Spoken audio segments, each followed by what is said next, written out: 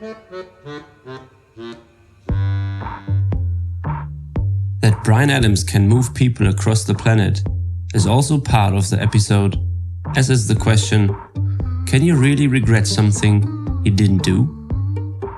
Listen to episode 17 of the Walky Podcast to find out how Jacqueline came to Vancouver and how she's dealing with so many options in life.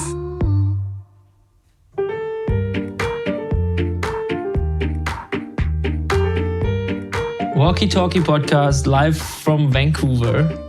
I'm very happy to sit in a beautiful apartment in the middle of Vancouver while the sun is going slowly down, sitting on a couch with a nice guest, which is Jacqueline.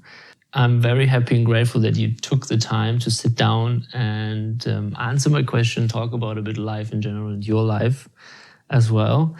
I would like to ask you if you would like to tell a bit how we met and where we met, because this is already kind of a while ago.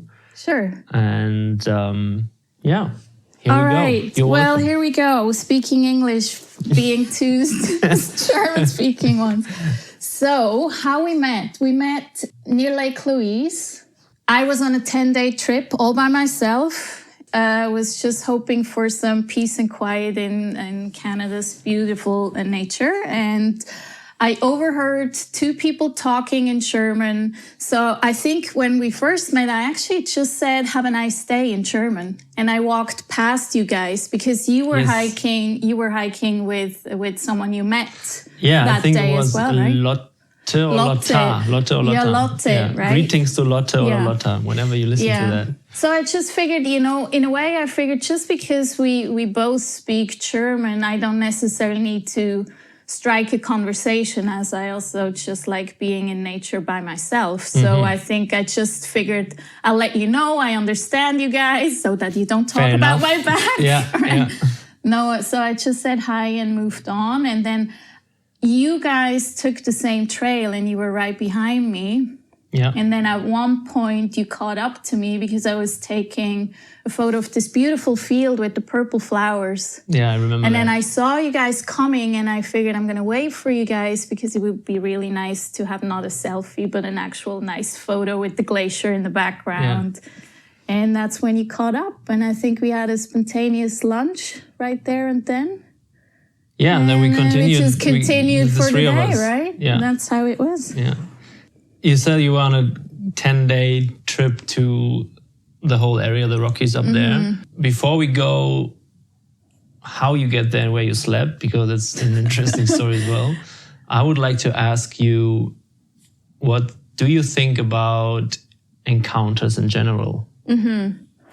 Well, I think there's obviously an element of maybe even serendipity to it, or certainly an element of coincidence where two strangers meet and bond over either a shared experience or maybe a common interest or something like that. I think if humanity would be more open to encounters, we would have more, if that makes any sense. Because oftentimes we are presented with opportunities to connect with other people, but we don't do it. We don't encounter them. We stay in our bubble, especially if you're traveling with someone. You kind of stay in that group. And that's maybe also one reason why I really don't mind being on the road by myself. Because in a way, you are opening yourself up to encounters. And, I don't think I ever met anyone where I could say that was not an interesting person in one way or another. It's just always interesting to find out something about someone that may not be someone you would talk to in a regular setting. Right. So you went to the Rockies alone to get the possibility to make yourself free for encounter things and meet a guy who's making a podcast about encounters. Yes. But you did something else, like you how was your trip? Yeah. Like with which car? Like which car did you use to go to the Rockies? Like everyone here, if I went out to the airport first time in Canada and was in Calgary, and like the first thing I noticed was like, welcome to America, like big trucks everywhere. So which car did you choose to go to the Rockies? Yes. Well, I wouldn't necessarily say I chose it. First thing was I looked up flights and I found really cheap flights to Calgary. So obviously I thought, oh, that's what I'm going to do, and I'm going to rent a car and then do that. But as everybody was traveling in the summertime and not everybody has a car, obviously car prices or rental cars were super expensive, and I believe, many companies also sold part of their fleet. So that's another reason why they were super expensive. And then I figured, well, maybe I should look into rental cars in Vancouver because I personally drive a Smart. Mm-hmm. Very smart. So, yes. And as I was traveling by myself, I figured I don't want to spend money on accommodation. That kind of seems like a waste of money. So I would like to sleep in my cart. But now, obviously, how do you sleep in a Smart? That's a little bit on the narrow side. Let's put it that way. Yeah.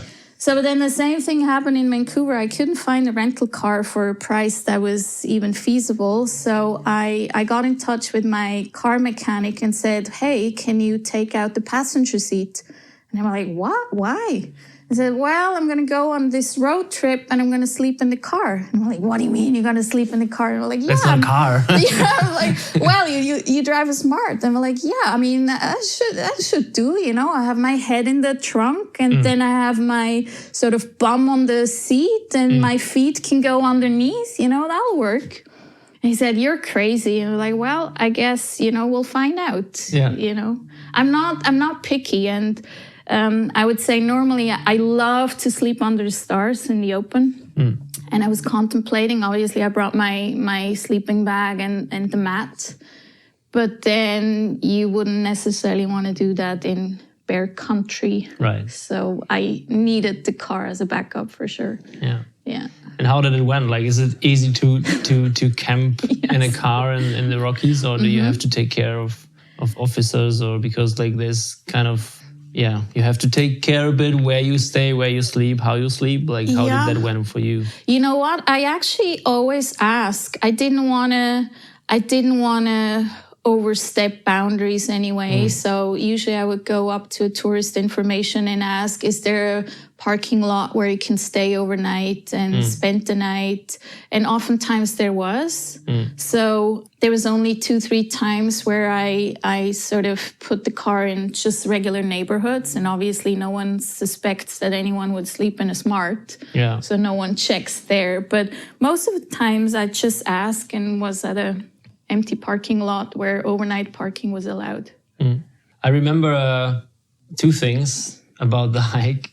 The first thing was like your belt on your backpack, because I think that was the first time in my experience of Canada, like where I saw and heard it, like that people use a bell on the backpack to kind of alarm the bears. But what I want to talk about is I remember that you talked about that you are trying to connect yourself from time to time to nature and just touching trees, flowers, whatever. Yeah, good memory. Why is like, since when is that? Like, did you ever had this connection to nature, or does it started at a certain point? And what is the exact feeling which you have a connection when you do that? Like, because we're talking a lot about nature in these times, and we should hug the trees, and I do that as well. But what's your story about that? That? I don't think there's a timeline where that started, but I feel like there's sort of just inner peace when you're in nature, especially when you're all by yourself. It's different than when you're with someone, because I think inner peace is sort of how I would define it is if you wouldn't want to be anywhere else with no one else doing nothing else. And, those moments of bliss where you just feel like I wouldn't want to be anywhere else. This is just heaven. Look around you. It's just like you're in awe, right? And I don't think in a city there's many scenarios where you could find awe, but you can easily find awe in nature. And to your point, I mean, when you're all by yourself, you kind of figure, what am I going to sort of do? Obviously, you look around yourself, but we have more than just the visual sense. We have, 5 senses or 6 senses. So why not just use all your senses? And I do feel like, or we know that the world is energy. Everything is energy, and there's reciprocity. And, if you send out good vibes, then maybe good vibes come back. And touching leaves or touching flowers, it feels good, or touching the bark of a tree just to feel it. And so, I would sometimes just high five flowers or just sort of say, you look beautiful or something like that. And are you doing this in the city as well? Not so much. But when I have a dog, so obviously I have to go on walks twice a day. And So if the listeners can hear the snoring dog in the back, yes, it's your dog, which is snoring. Right. But I think they don't hear We put her in another room, but we may still hear it on the radio. So I try to be mindful and not look at my phone when I go on a walk. I try to be aware of my surrounding. And I think one of the toughest things in life is to be in the present moment. That moment of stillness and inner peace when you're in nature is just a perfect platform to get to the point where you can truly be in the present moment and not think about the future, not worry about past, but just soak in the beauty and the peace and quiet. How long do you live in Vancouver now? 11 years. 11 years. Mm-hmm. That's quite a long time. Yes. So what brought you to Canada? Because we both speak German, that means we from a close area, but we're not from the same country. You from Switzerland. What's your story? How you came up to Vancouver? Yes, Bryan Adams. Bryan Adams. Blame it on Bryan Adams. When I was, I know. When I was a teenager, I was a fan of Bryan Adams, and obviously, as teenagers I saw people like Bryan Adams have a big impact, but I didn't realize that they're able to move people from one place to the other on the earth. Yeah, normally you just put a poster on your walls, which I never did, by the way. But I looked into his background as I liked his music, and when I first saw a photo of Vancouver, I just figured, what a beautiful city. And in many ways, obviously, it reminds us of Switzerland or even Germany, right? You have the mountains, you have the lakes, you have the forests. So to me, it was almost like Switzerland on steroids, if that makes sense. It's everything you have in Switzerland plus more. Yeah. You have the sea as well, and you have the wilderness as well, and you have just more space. And high buildings. And high buildings as well, right? So I figured you wouldn't miss anything from Switzerland necessarily, but you gain more. So long story short, I did go to Vancouver for half a year in 1997 before I started university, and I really fell in love with the city and its people and sort of lifestyle. I didn't have the money to. So you did not went to a concert of Bryan Adams or something? Like it was just. No. In Switzerland, yes. I did. Yeah. Many. But not here. Later on. Not okay. then. Yeah. It never coincided. Actually, this just here, New Year's Eve, he would have been in Vancouver, and I bought tickets, but they canceled it because of COVID restrictions. Yeah. So after that half a year, I went back on several occasions just to visit my friends again and come back. And, I just kind of couldn't let go of the thought of coming back to live here again. And after 15 years, believe it or not, I still had it in my mind. So at that point, getting also close to the age of 35, where I knew that would be the cutoff to apply for the young professional visa, I decided it's now or never. I had a job I loved. I didn't have the urge to leave Switzerland. But I always say to myself, I never want to regret the things I do. I wouldn't even classify that as a regret, right? That's just an experience. I think regrets per my definition, only come from things you didn't do. You don't do, yeah. So whatever you do, and it can be a bad experience at worst case, but I would never regret it because I knew I went after it, Well, I think you can't regret things which you didn't do. Yeah. Because you don't know how they are. Like, you can regret that you maybe not tried, but you cannot regret something which you didn't do. Don't you think when people are about to die and they ask, well, what do you wish? And they say, oh, I wish I would have spent more time with my kids, or I wish I would have, and they didn't do it, but they regret it. Don't you think that's a regret then, although they didn't do it? Well, because regret something is like, you think that would be good to do normally, or it gives you something. Yes. But you cannot say how it would be if you don't do it. Like, let's make it difficult to regret things which you never did, because it can be worse. It can be horrible. And, and then you wouldn't regret it. So it's kind of a deep thinking about regret things, but this is like how I came up someday, like to think about, well, of course we always talk about regret things which we never did, but at the end I sort of like, we maybe shouldn't do that because it's kind of nonsense, because you don't know how it would be. I have a book for you. It's actually a fiction book. It's called The Midnight Library. And it talks exactly about that. So the short story is, there's this woman and she's not necessarily happy with her life. And then one day her cat dies.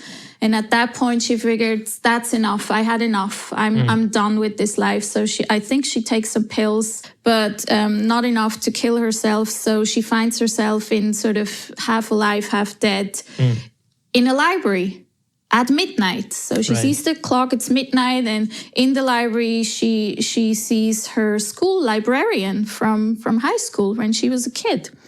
So she's like, what are you doing here? What's happening? Where am I? She said, well, you're in the midnight library.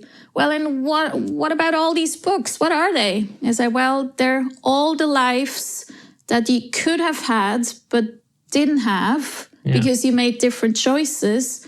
And this one book, this is the book of regrets. And if you want to, I would like you to read through that book of regrets, and then whatever catches your eye, point that out to me, and I can make you go back to that life, and we'll take another book from the shelf, and you explore that life.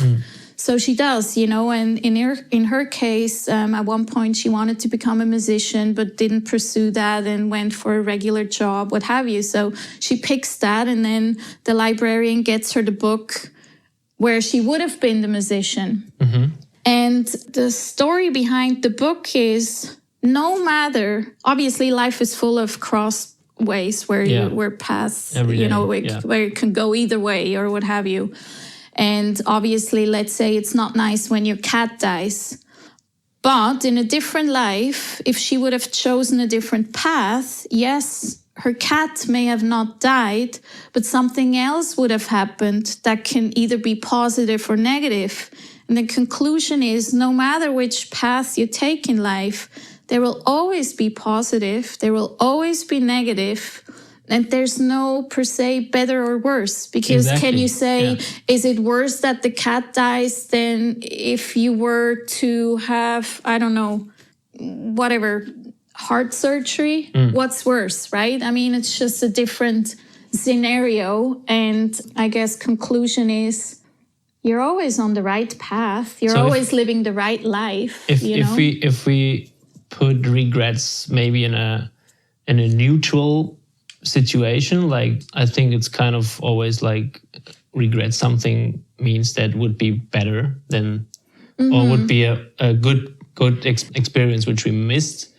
If we put regretting something more in a neutral way, it maybe would make, for me, then more sense to say I regret things. But anyhow, we don't want to lose the past where we're from. So continue where we were, like about why I came to Vancouver. Why you came? You don't want to. So so I it was actually it was 2010. I saw the Olympic Games on TV. And I'm thinking to myself, why am I not in Vancouver? I should be there right now. I should be there right this second, be at the Olympic Games.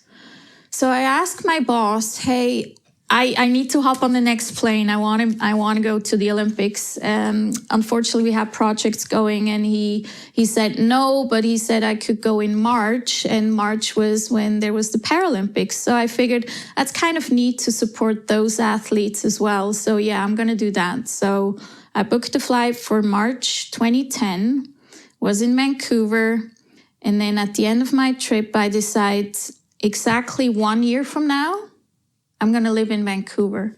And usually what I do in those situations, I write a letter to the universe. Mm-hmm. So on paper, handwritten, I shouldn't say a letter, I should say an order to the universe, because it's not a wish, it's not a dream, wishy-washy, maybe, maybe not, but an actual, yes. So an order comes with a demand, so to say. Yeah. And it comes with a delivery date. You want to tell the universe by when you want what.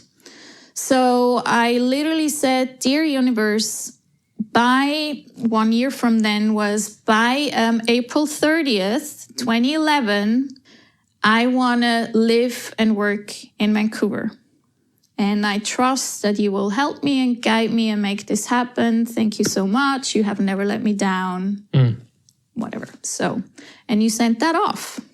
Where do you send that off? And send it off in your mind. You just sort of, but I have the letter. I mean, so you I wrote it down. Yeah. No, I always, for important things, I do make those orders and write it on a piece of paper. Yeah.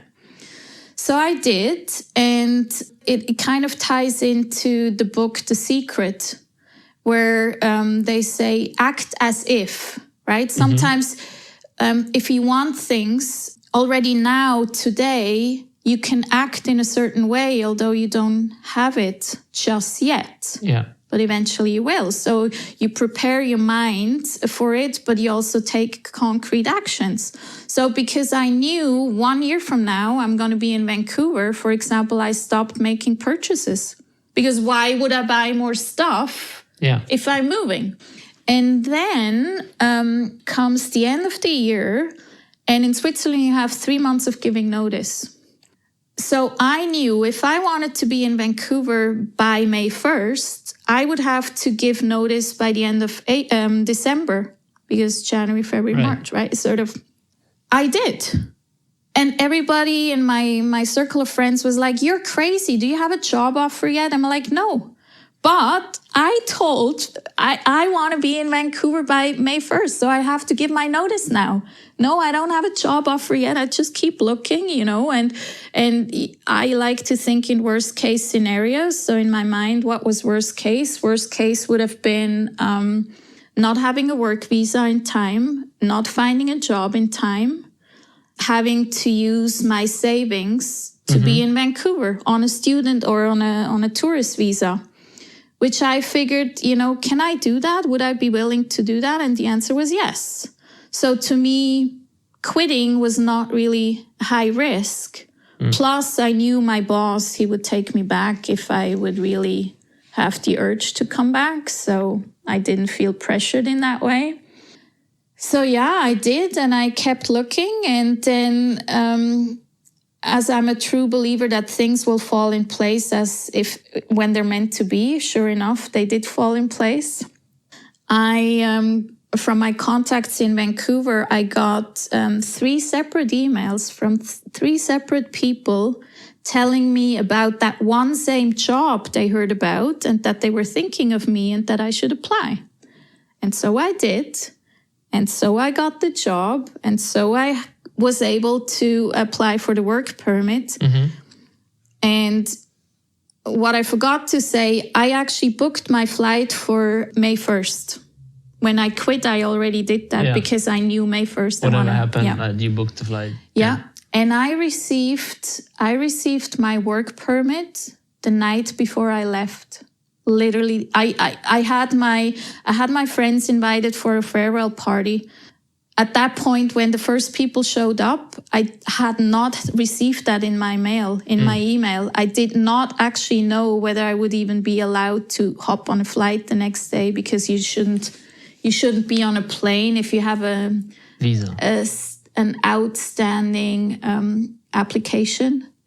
If they see that you applied but you haven't received it yet, they can send you back if they want to. So I'm like, I don't even know if I can fly tomorrow, but yeah. I received it that night. Yeah, because you said end of April. Yeah. Not beginning of May. Yeah, right? Exactly. True, the universe listened to the day, right? To the day. Yeah, it works every time. It really does. For big things, if you want something badly enough, and if you trust, and sometimes take actions, although you don't know how it's going to go, if you just sort of have that faith, it will just fall in place. Is there a connection, are you able to experience things like that if you are planned and organized too much? Because we talked about it earlier, about making plans, but sometimes it's good to be free, be more relaxed. I do like to go with the flow. Once I was on a world trip, and literally we never knew where we're gonna sleep that night. We just traveled, and we were certain that we would find accommodation somewhere, and it wasn't a priority, and we just sort of went with the flow. It's maybe a good way to experience the trust in that. Go with a backpack, explore the world. Take the risk out of your comfort zone. Yeah. Do you think you can do that with a partner? I did do it with my then boyfriend, yes. Yeah. Yeah. And you were in the same mood, in the same... Yes, it worked really well. That's nice. We only had 3 arguments in 12 months. And, I remember all of them, and, they were about silly things. Yeah. One was over pizza. Yeah. But obviously in the end it's not about pizza. We also know that. But to have 3 arguments in a year when you travel 24/7 with someone, I think it's good. We always said, if we would get on each other's nerves, we're independent enough to be able to travel by ourselves. We would just split up and maybe we meet 1 week later or whatever. But we never had to do that. We always did everything together. It was interesting, yeah. What's the craziest story which you experienced in Vancouver? In Vancouver? Mm-hmm. If you think back the last 11 years, I think that happened a lot. In Vancouver? Can be bad, can be good, can be whatever. Well, it ties into sort of dreams, I guess. I bought a cabin within weeks from not even having it on my radar to actually doing it. And how it happened is I was on Vancouver Island, and I was in the middle of nowhere in a forest, and I come across this little lake in the forest, and on the other side of the lake was a green field. And I figured that would be a perfect place to build a house. You would have your private lake, and then I was assuming from that field you would overlook all of Salt Spring Island. I was like, that would be just amazing to own that piece of property. So anyhow, because it was always a dream of mine to own a cabin, I had this Google alert for cabins. And usually I would not even open them. The alerts come so frequently. It's just like with newsletters. Most of the time you don't open newsletters. But a few weeks later, I opened the Google alert, and that piece of property was for sale. I'm like, you got to be kidding me. That's a sign from the universe. That's mine, right? It has to be. So I asked a friend of mine who's a realtor if he would tag along to go to this appointment, as there's probably questions I have no clue about, but he does. And he was a fan of Salt Spring anyway. So off we go. And turns out that's not an ideal property to buy. But anyhow, he sends me another link of another property also on Salt Spring. Said, hey, how about this one? Off we go again, looking at that other one, also not the right one. And then he sort of makes this comment, well, it's 8 acres. And it's subdividable, that would be enough for both of us. I'm like, what do you mean, both of us? Are you suggesting we buy together? Because that was not on my radar, right? Yeah. He said, well, I mean, if it's 8 acres and if it's subdividable, you can build your cabin, I'll build mine, we're neighbors. I'm like, okay, hadn't crossed my mind, but it's an option. So then not even a week goes by, and I see this cabin on the lake, picture perfect, Canada dream, just like how you would envision the Canada cabin life. So I give him a call, those who sell the property, and they said, oh, it's too late almost because we already got an offer in and, it's just a matter of removing subjects. We're no longer showing it.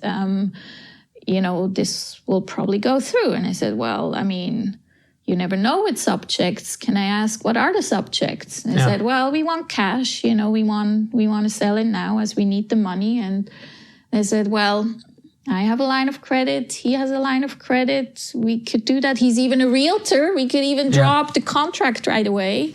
Please let us see it. So they agreed. And that day, without even sleeping on it, me and my friend, we bought a cabin. And I mean, that was within weeks and not consciously planned, and certainly not necessarily planned to buy with someone, which bears a risk in itself, if you want to say so. But on the other hand, obviously, it also gives you the opportunity to buy it more easily if you can split the costs. So that was kind of a crazy... Like this cabin is quite remote, I know. Like it's outside. And you also said like there's no reception or Wi-Fi or anything. Yes. Yeah, it's my heaven on earth because I don't think there's so many opportunities it's only in our life. Like access by boat? Like no, yes, boat access only. It's a 40-minute boat ride to get to there. It's at the end of a lake. And in our community, there's about a dozen houses and there's no cell phone reception, nothing. So you're literally out in the middle of nowhere. There's no grocery store, nothing, right? It's just in the woods, but on the lake, directly on the lake. And it's just so nice to be forced to shut down and unplug and unwind and just enjoy nature and embrace it and do the things you do. You chop woods and, you do what you do at a cabin. You read. And we have, there's no electricity, so we have to make a fire and have candle lights at night, or you bring your battery-powered lights, and it's take care of it. Yeah. No, it was a blessing to have that during the pandemic as well, for sure. Yeah. It's a place where you can forget everything, even COVID. You can even forget COVID. Yeah, I think Canada wasn't the worst place to be in a pandemic like this because a lot of people told me already, like, it's so much space, so much nature. We just went out for camping, whatever. I'm super happy that you here and talk about your life, because we had this conversation before we started that we both know the situation, not really enjoying to speak in public. So I told you that I had also my experience with that. How is it for you now to speak in a microphone? Of course, it's private. No one is around live and listening, but I have the feeling you're feeling very comfortable and good. Does it change in your life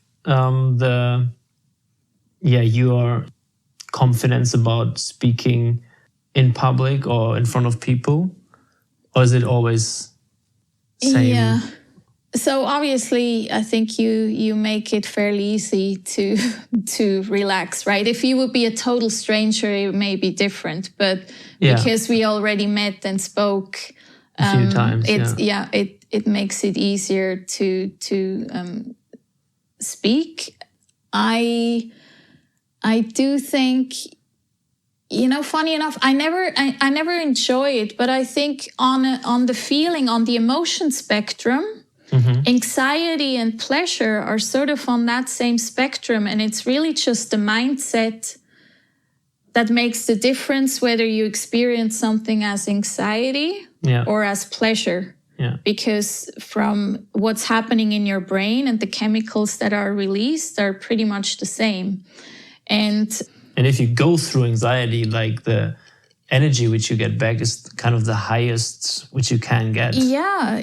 I mean, the reward also to kind of know, generally speaking, I always like to push myself a little bit and test my boundaries. I think if you live your life in a comfort zone, never really testing the waters, it's kind of a boring life. So sometimes you have to challenge yourself a little bit and then you grow from it. And did I look forward to have this conversation? Not per se, right? As again, it's not something I'm seeking. I'm not on social media. I would say I'm more of a private person, but as I was telling you, it's a good exercise for me to do and just, Will you be on social media one day? I don't know. Because I'm asking for a reason. Mm-hmm. Okay, what's the reason? Yeah, there's something happening in which you are a creative person. You do something where you have to think about how you show who you are. Yeah, so I think what are you doing in the background? What's the secret? What you're getting at is that I'm trying to find ways of how I can get to a point in my life where I can work from wherever, whenever. And I'm not like a developer in IT where that would be easy. Yeah. So I'm looking for ways of what I can do to also not be caught in this cogwheel of the workforce. Yeah. And as I love to read, I could read all day long. I love to consume new information. I think it's part of being curious to also tap into topics that you may not know anything about and just read about it. And there's barely anything that I don't find interesting. But anyhow, that led me to the idea that maybe I could publish a book. And nowadays with Amazon and Audible, that's not that hard of a thing to do. Whether that's successful or not, obviously that's a different story. Yeah. Part of being successful is obviously to market your product, because you can have the best product in the world if no one knows about it, you're not gonna make a living. So and it also depends what succeed is for you. Yes.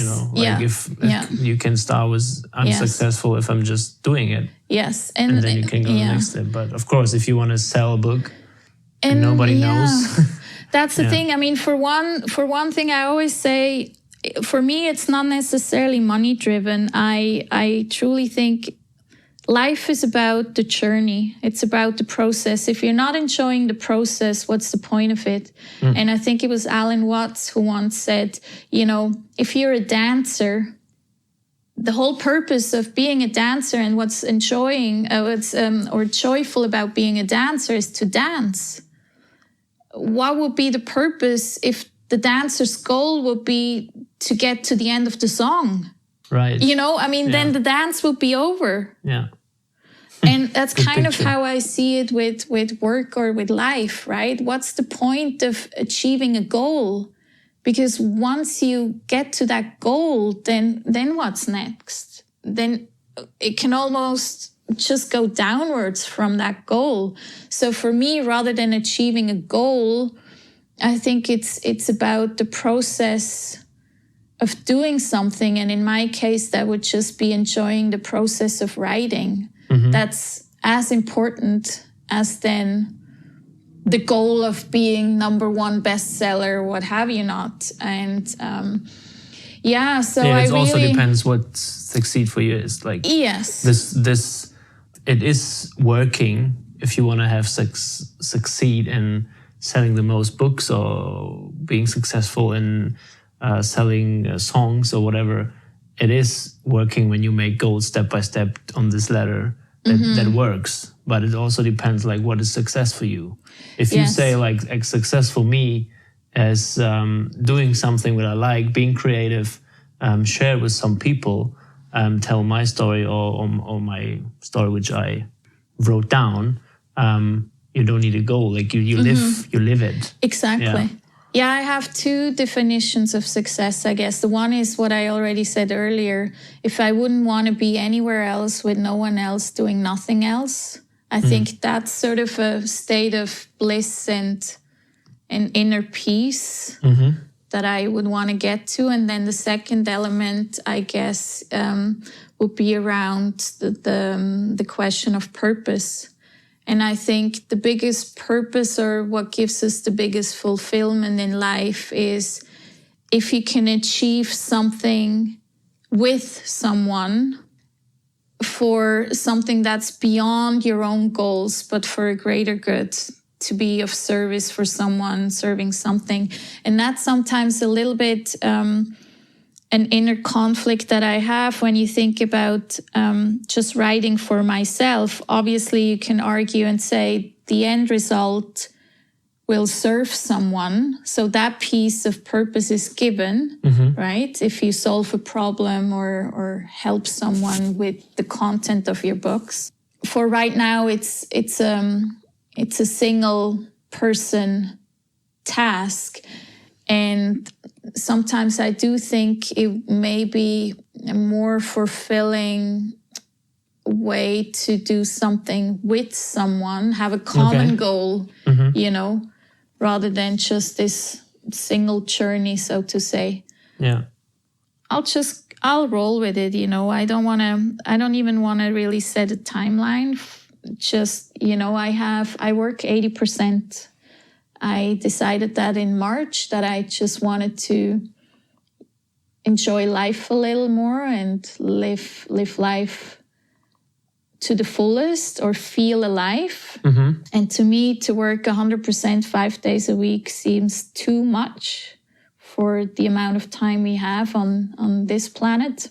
And therefore, I made the conscious decision to work 80%. So sometimes I find myself in this conflict where I think, oh, today would be a great day to go skiing. Let's do it. Let's go outdoors. Let's do that. And then Which is a perfect place in Vancouver to be. Yes, to be half honest. an hour away. It is a perfect place. Yeah, it's literally half an hour to go skiing. And then on the other hand, I have this other voice in my head saying, no, don't use that time to do that. Now it would be a good day to do writing. And in those moments, now I'm at a point. In the beginning, I was really agitated when I got to that point. Should I go skiing? Should I write? Should I go skiing? Should I write? I should write. I should write. I should write. You're never going to finish it if you don't write. Where I figured, you know what? That's just another type of cogwheel I'm getting myself into. I don't want life to be in a way where I think there's a lot of shoulds. We should do for whom? I don't know anything to anyone, and I don't want to make myself that pressure. That doesn't mean I'm lazy. I would say I'm quite entrepreneurial, and I sort of have a driven mindset, which makes that whole thing even harder. Yeah, definitely. To let go, because I am driven. But then I say no on a day where it feels like not enjoyable to write. I just consciously decide I'm not going to write, and I'm going to enjoy the day. Because when in is the the end, situation? When are you, like, if you remember, when is the situation where you like to write? Well, obviously it helps to have a rainy day, because I get edgy on sunny days. I just want to be outside. So it's easier wintertime, rainy days. That helps. So it means when other options are cut off, yes, you can go to this option more, or to this. Yeah. That being said, I do practice daily writing. But what I want to say is it just shows, like, which is a normal thing in these times in our society, we have too much options. Yes, we do. Because if there wouldn't be 3 options, you would just write. Maybe. Or you would just go skiing. Or whatever. But, would you still write if you're miserable doing it? You know, even if you have 3 options, you may then choose one of the other 2. Although it's not 1,000 options. But yeah. Yeah, but then something holds you back from it. And, we all know things which where we're really passionate for. That you forgot to go to bed and you forgot to eat because you really like to do it. Yes. And this is something which is super, super nice to have if you come in this situation, if it's writing or whatever. I have that a few times when I'm writing. I have that when I make theater with kids. I have that when I coach kids on soccer, and different things. When I'm creative, I forgot time. I forgot everything around me. I just do it. And maybe the writing thing is at the moment not so passionate from you that you lose your time and all the other options. You're reading my mind. To get through it, because I never knew years ago that I would lose my mind in time with doing a short movie for my football soccer team. Oh, did you? Oh, yeah. Nice. So okay. I was crazy in that. Like I didn't sleep for 2 weeks, because I want to finish it at one point. Or I didn't knew years ago that I give a shit about sleep when I have this project with kids to play theater or show them how to play. So it comes to the right time, and then you are in the situation and you noticed afterwards, oh, there was something which I really liked and I forgot everything around. There was no other option. There were maybe, but I didn't notice because I was so into that. Yes. It's perfect if you're in that flow state. And I have that sometimes, when I bake, you forget time, or the same thing if I do an art project, right? You're just there and you didn't even realize it's noon, and you didn't realize that you're hungry, right? You didn't go to the washroom, nothing. So, and to your point, yes, I'm not at that point where I have that with writing. I don't know if even a bestseller author necessarily would say that they truly enjoy writing every day. No, I don't think so. But I think they are able to put themselves in a situation to go out of the other options. Yes. And that sometimes I'm thinking, because currently I still have plan B, right? I'm going 2 ways. I work 80% and in my spare time, I try to write. And obviously that's then plan B, having the 80% income as a backup, right? And I do think I'm not against the all-in option, generally speaking. At this point, it doesn't seem the right point in time, but I do agree. Maybe something else will come where I say, I don't care now anymore. I'm going all in. Yeah. Right? Yeah. And writing right this second doesn't feel that way. But I do believe, I just want to do it at my pace. And that may always just be a side hustle, right? Just something where I say I do it when I enjoy it. And again, I do write 1 page a day, kind of like as a diary. And I call it a 5-minute free flow exercise where the point is I just pick 1 word of the day that comes to mind first. And then I'll write a page. Today, let's say, would be interview, right? The word is interview, then I write a page. Yeah. And it's not, there's no reflection on what I'm going to write. There's no editing or anything. The whole point of it is just whatever comes to mind, write it down. And when the 1 page is full, it's full. Yeah. So I do that every day. I started with that January 1st, 2021. So I'm in my second year. And so far I haven't failed. No, I wouldn't say that. I failed a few days because of vacation or what have you not. But that's pretty strict. Yeah, I'm good with that. Nice. That's sort of yeah. So I'm not going to say how it's called, but I do actually have that page posted on Instagram. Although I'm not on Instagram, I have never in my life even flipped through Instagram. I would not know how to use Instagram per se, but for my own accountability, I take a photo of the page I write and I post it on Instagram so that it's publicly, so to say, saved, stamped that I did it on time. So you have an account? I have an account, but I have zero followers and I'm not following anyone. No hashtags, nothing. It's just for my own accountability to know I did it that day and I have proof that I did it. And it's weird. Oh, that's it's kind of a nice way to, It's funny. Like I started it and then I think about 3-4 months in, I figured, well, get over your fear of being public, and even if it just helps one person, maybe it will help one person. So you should make it public. That's why I'm doing it. Why being so private and get over it. And who cares about privacy? Everybody's, all of that. So I had this inner voice and then I figured, okay, I'm going to actually use hashtags. I still didn't follow anyone, but I started to use a hashtag or whatever. But something funny happened. I had a mind shift where I felt like I write different when I don't just write for myself. If in my mind I write for an audience, I didn't feel like I'm truly my authentic self, which is not what I wanted to experience, because I didn't want to write for someone and then change tonality or even content or the way I write.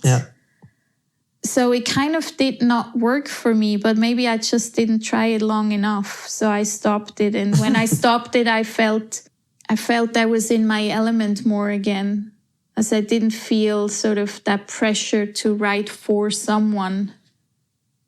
Does that make sense? Yeah. Maybe one day I'll change. I mean, I guess, What's like the sun it's a beautiful sundowner here. What is your advice for people in the world? Because we talked about that before. I don't know. No, we didn't in the episode, but before that, often, especially women, if I ask them, if you want to be my guest on the podcast, we talk about your life in general, blah, blah, etc. They often say, men as well, to be honest, but women more often say, well, what shall I tell? I'm not my life is not interesting. So thank you for sharing, because your life is super interesting. And what is your kind of last sentence advice to people who listen to this episode? Yeah, I would say to give them something without writing a book. Yes. Then I would say I quote Dr. Seuss. And the quote is, why try to fit in if you're born to stand out? And that ties into the idea that we can never be as good if we're trying to copy someone else. Let's say you're a podcaster, right? If you think, who's your favorite podcaster host? Do you have one? Where you say, this is my idol, I want to be as good as this person is. There is no one, but I like the motivation comes from Matthew Mockridge, which is a German, it's a funny thing, German-Canadian guy. I listened to a few podcasts of him, and he gives me the final motivation to do a podcast by myself. Okay, but motivation more than anything, because where I'm going with this is... It's not like I want to copy him. I want to be like him. Exactly. If you would want to copy him, you would never be as good as... Like a copy, per definition, is never good as the original, right? So I guess my advice would be never try to copy others, because you will never be as good of a copy. Then if you just try to be your original, authentic, genuine you, you will always be the best at being you. No one can ever be better at being you than you can be at being you. You're always the best version of yourself if you're yourself. That's great. 100%, right? Yeah. So, and even growing up, I always felt like I'm a little different in many ways. I always had short hair growing up, never wore a skirt. I was sort of that tomboy, right? Not the girly girl or what have you. I played the trumpet, all these things where I didn't necessarily fit into that mold of being a girl, but I didn't care. Yeah. And yes, well, I had a phase between the ages of 15 and 20 where I had my hair long because, it's kind of that self-conscious phase where you figure like, how do I look best to attract guys and what have you not? Well, no one will be interested if you have short hair, so you have to have long hair. Otherwise, how will guys find you attractive? And, all these... You try to copy something. Yeah, you're trying to fit in with the other girls to make yourself attractive until you're confident enough and get to the point where you figure like, no, my true nature is the short hair version of me. Yeah. That is me. And if that's not appealing to some or most, then that's fine. But that's how I feel my best. You are the most important person. Yeah, that's how I feel like at my best. So be yourself. Be yourself. Thank you very much, Jacqueline. It was very nice to have you. Thank you. We could go on for hours, but maybe we will meet another time and another day, another location in life, and maybe we do a second episode. Who knows? Or I'll be in public and I'll do one with you. Yeah. Right? Yeah. Why not? Then when I'm all over social. No, I'm kidding. But I would be interested to wrap this up if you're willing to share. Do you have like an answer to your last question? What would be your answer? There's not only one answer, I would say. But an advice or something which I would say at the end of something or two, It's kind of similar, but what I notice is that yourself are the most important person. And we are growing up, a lot of us growing up, like we have to be like this, we have to be like this, we have to do this to be someone. And I tried a lot of different ways to be someone, to get my confidence, to get my applause, whatever, to be accepted in different groups. And I always were kind of, but at the end, and I not even have half time, I would say, probably in my life. But so far I can say that take care of yourself first. Whatever is your dream or your passion, go for it. And don't let nobody stop you because he says something which you don't feel like you are it. Like just be yourself, trust yourself, make mistakes, fall on the ground, stand up again, and figure out what's your passion is, and don't hide yourself because someone told you. Like, if that makes sense as an answer, I don't know. It's pretty wild and wide, but all I say is amen. That sums it up. I totally agree. Yeah. Thank you. Yeah, thank you for the question. All right. All right, let's watch the sunset. Let's watch the sunset and have another drink. Cheers to that.